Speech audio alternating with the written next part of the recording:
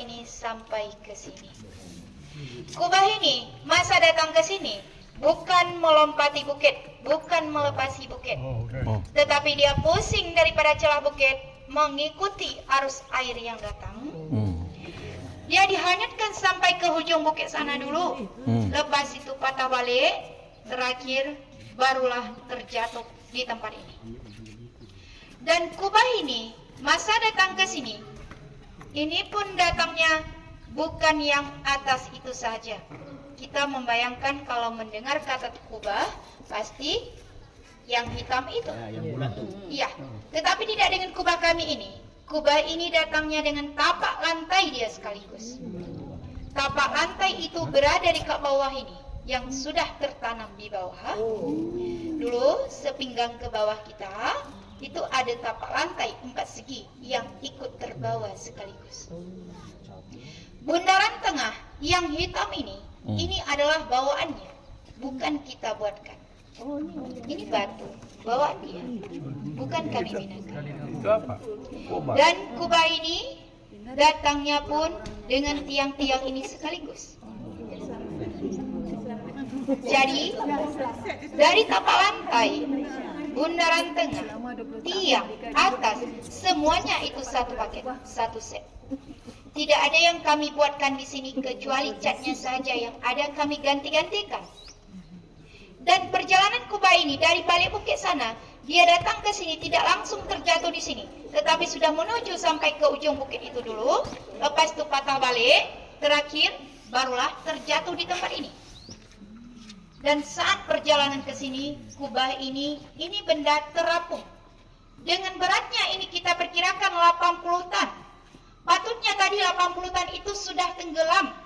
Tetapi dengan izin Allah, dengan kekuasaannya Allah, benda seberat 80 tan ini mengapung saat itu dengan ketinggian air yang membawanya itu tinggi, setinggi pokok kelapa itu. 30 meter itu ada airnya. Maknanya saat terbawa air itu tadi, terapung dengan ketinggian 30 meter itu, dengan keadaan dia tidak terbalik, tidak terguling, tidak tenggelam, tetapi mengapung saja, ibarat kapal di atas air. Dan saat itu katanya di atas bundaran tengah inilah ada manusia yang berpaut dekat situ saat terjadinya tsunami. 7 orang yang selamat di atas. Dan saat berlakunya tsunami itu tadi, benda ini ibarat kapal tadi, dengan keadaannya tidak terbalik, tidak terguling, dia mengapung-apung laksana kapal. Dan juga ini dahulunya tempatnya ini sawah, tidak ada rumah dan tidak ada jalan untuk menuju kemari saat itu. Maknanya kubah ini terjatuh di tengah sawah. Dan juga saat berlakunya kejadian tsunami itu tadi, karena kami di sini dikelilingi oleh 3 arah pantai, jadi air itu pun datang daripada ketiga-tiga arahnya. Pertama, daripada balik bukit ini yang membawa kubahnya sekali, itu air yang datang dari arah pantai ujung Pancu nama pantainya. Lalu dari balik bukit ini juga kedatangan air. Air itu yang datang dari arah pantai Lampung. Walaupun air itu bukan melepasi bukit, tetapi dia masuk melalui celah bukit. Dan satu lagi dari arah sana, air yang datang dari arah pantai Ulile atau Lamte nama pantainya. Nah, ketiga arah itu tadi, itu yang menyebabkan perkampungan ini hancur dan penduduknya ramai yang hilang. Padahal kalau dilihat kondisi perkampungan ini dekat sekali dengan perbukitan. Tetapi saat itu bagi penduduk di sini tidak ramai yang selamat. Dulu dekat kampung kita ini ada sekitar 700 orang lebih saat itu. Tetapi masa berlaku tsunami, daripada 700 orang itu yang selamat dalam kejadian tsunami itu tidak ramai, hanya berkisar 25 orang saja yang selamat, yang terbawa air tsunami. Saat terjadinya tsunami itu 25 orang yang dalam air terbawa air, mereka selamat tersangkut di pokok-pokok tepi bukit itu. Dan saat itu kebanyakan yang selamat di tempat kami ini adalah budak-budak kecil. Ada yang berumur 5 tahun, 8 tahun, 12 tahun, macam itulah yang selamat. Kalau yang tertua saat itu tidak ramai lagi. Kalau yang perempuan hanya 1 orang saja yang tertua saat itu. Dan juga saat itu ada sekitar 25 orang lagi berada di luar. Luar itu bukan di luar Aceh, tetapi hanya di luar perkampungan ini saja. Macam sendiri, Rumah Sri itu di tempat bus yang berhenti itu tadi. Masa itu Sri umurnya 19 tahun. Dan saat itu Sri sudah menikah. Baru saja setahun Sri menikah. Allah bagi selamat kepada Sri hari itu bersebabnya. Sebelum berlaku gempa dan tsunami itu terjadi, tidak lama, tidak jauh daripada tempat ini, Sri dengan suami Sri keluar dari sini hanya untuk melakukan persalinan anak pertama Sri. Salin. Dengan sebab bersalinlah Allah bagi selamat kepada kami hari itu.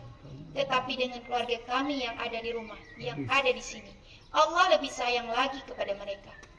Ayah ibu, adik-beradik, sanak saudara, famili semuanya yang ada di pihak sini, mereka hilang dan tidak diketemukan jasadnya seorang pun sampai detik ini.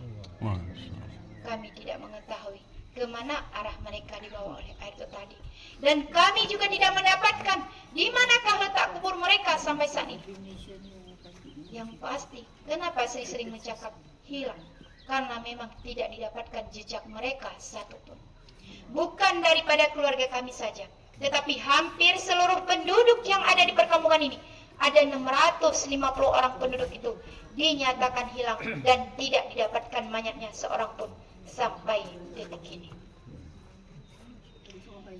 Kami tidak mengetahui kemana mereka. Tetapi kalau ditanya macam mana perasaan kami, hati kami saat itu, kami sedih. Sampai detik ini, sampai saat ini, kami masih mengingat hari itu. Dan kami masih merindukan mereka. Seandainya mereka masih ada, seandainya mereka masih hidup, kami masih menunggu mereka untuk pulang ke rumah. Pintu rumah selalu terbuka buat mereka. Kalaupun memang sudah tiada, kami ikhlas, kami ridho. Karena ini takdir, kehendak daripada Allah. Kita tidak bisa mengelaknya dan tidak bisa menghindarinya. Tetapi hanya bisa berserah diri dan memohon doanya. Semoga mereka yang telah menolong kita ini ditempatkan di surganya Allah. Amin ya Allah. Bapak Ibu, dengan perkampungan kami di sini setelah berlakunya tsunami itu, kampung ini hancur semuanya. Tak ada tempat lagi yang tersisa. Tetapi saat itu Allah masih menyisakan satu tempatnya untuk kita, yaitu masjid yang berada di luar itu tadi. Masa datang ke sini, Bapak Ibu jumpa dengan masjid itu. Itulah satu-satunya tempat yang selamat di sini, yang bernama Masjid Tengku Syekh Maharajapura. Nanti masa kembali juga akan berjumpa dengan masjid itu. Hanya satu tempat itulah yang selamat di tempat kami ini. Dan di tempat sana, di ujung bukit sana yang ada kubah kecil itu, nampak dari kejauhan ini, itu adalah pondok pesantren, tempat belajar agama yang kami punya di sini. Dulu dekat pondok itu pun ramai pelajarnya. Tetapi saat terjadi tsunami, daripada 200 pelajar dekat situ, yang selamatnya itu tidak ramai. Yang ada di bilik sana itu hanya 4 orang. Yang lain kemana? Hilang, tidak diketemukan jejak. Tak naik bukit? Tidak sempat. Dekat sekali dengan bukit. Hitungan langkah 10 langkah kita langkah sudah boleh kita capai bukit untuk lari menyelamatkan diri. Ya. Tetapi saat itu tidak ada masa untuk kita lari. Karena tsunami yang berlaku ini tidak ada yang mengetahuinya dan tidak ada amaran apapun dan tidak ada berlakunya pun sekejap sahaja. Dalam sekelip mata sahaja. Air yang datang itu begitu cepat dan dalam hitungan sesaat saja.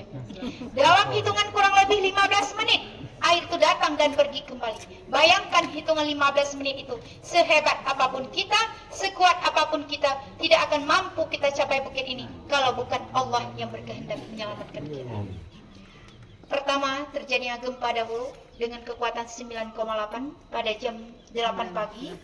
Lalu jam 8.30 air itu datang dan jam 8.45 itu air sudah selesai surut. Tetapi tidak langsung kering. Masih ada lecahan airnya itu, tetapi ombak yang besar itu sekejap sahaja datang dan pergi kembali. Dan satu ustadznya yang selamat saat itu karena berada di Mekah lagi melaksanakan ibadah haji. Sepulang daripada tanah suci, ustadz besar melihat pondok hancur, keluarga hilang.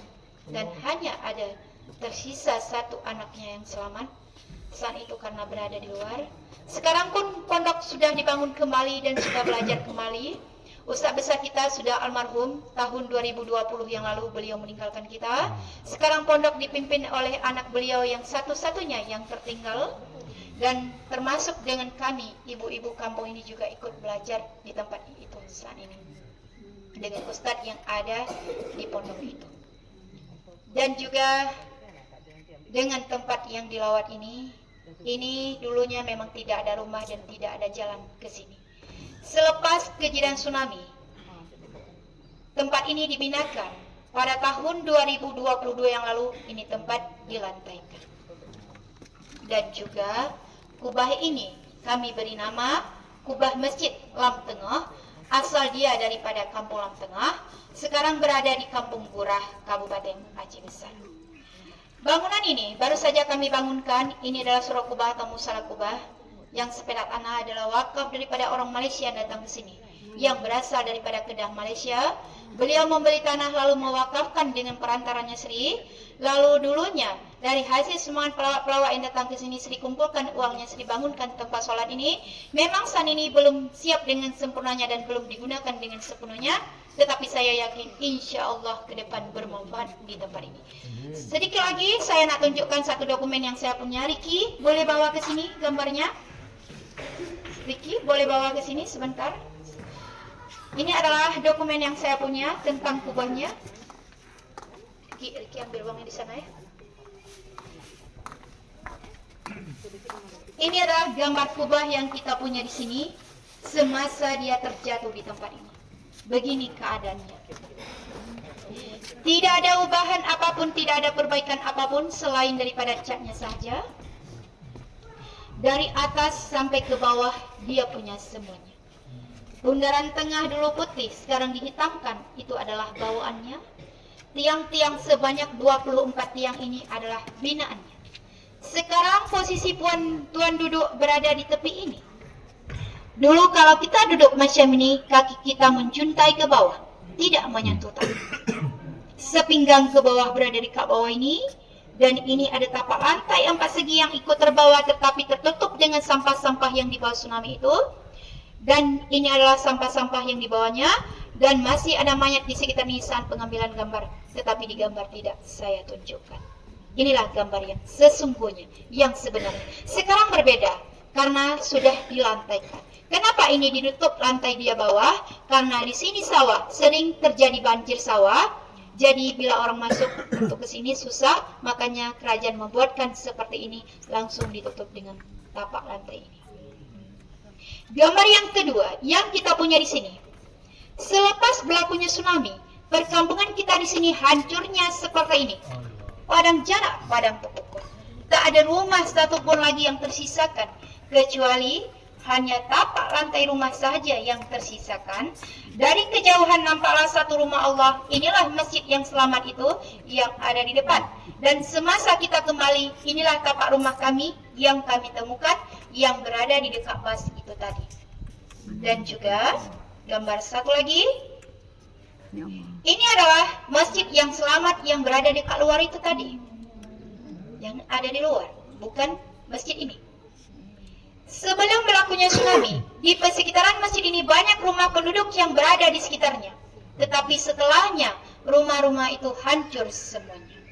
Dan dengan rumah Allah ini, air itu memasukinya ke dalam. Tetapi tidak membuatnya satu tiang pun patah, kecuali kaca tingkap saja yang jatuh bersebab dengan gempa itu tadi. Nah, kenapa ini masjid saya buatkan gambar dan saya tunjukkan? Karena saat itu, bila kita ingin melihat, mencari bentuk masjid ini, hampir samalah bentuknya seperti ini. Kubahnya. Kami tak punya dokumen untuk masjid ini karena dia total hancur, tetapi hanya bisa memberi gambaran bentuk masjid ini. Beginilah keadaannya, posisi kubahnya, beginilah satu kubah utama saja. Dan sebagai contoh, tapak lantai yang saya masukkan ikut terbawa itu tadi adalah tapak lantai bumbung atas inilah yang ikut terbawa sekaligus. Lantai atap atas dia itu, tapak lantai atas. Ya. Nah, selepas kejadian tsunami itu terjadi, perkampungan di sini sudah hancur seperti di gambar tadi. Disinilah saat itu kami tinggal. kerajaan membuatkan kemah untuk kami tinggal di sekitaran masjid ini selama kurang lebih 3 tahun tinggal di situ. Tahun 2007 barulah kami mendapatkan rumah kembali. Rumah-rumah yang kami tempati ini adalah rumah bantuan daripada kerajaan yang dibagi secara percuma. Dari kami yang tersisakan 50 orang penduduk asli dari Kampung Gura ini, sekarang kita sudah mencapai 500 jiwa kembali selama 20 tahun berjalan. Insya Allah malam Senin depan juga sudah memasuki 21 tahun tsunami kalau kita lihat dalam kalender Arab. Insya Allah nanti malam Senin ini kita akan melakukan doa bersama juga di tempat ini. Dan juga ketiga kenangan ini yang saya tunjuk ini saya dapatkan dari seorang relawan Malaysia. Beliau datang ke sini 2004 sebagai tim penolong. Lalu di tahun 2018 beliau datang melawat kembali dan menyerahkan ketiga kenangan ini yang kami sendiri tidak punya.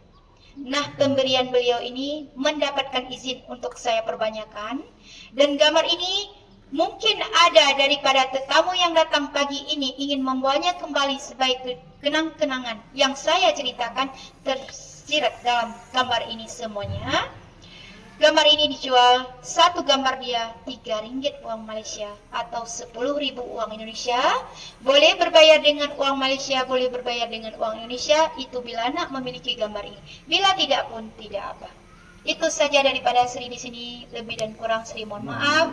Bila ada soalan nak dipertanyakan boleh. Terima kasih lawatan ke tempat ini. Sekian.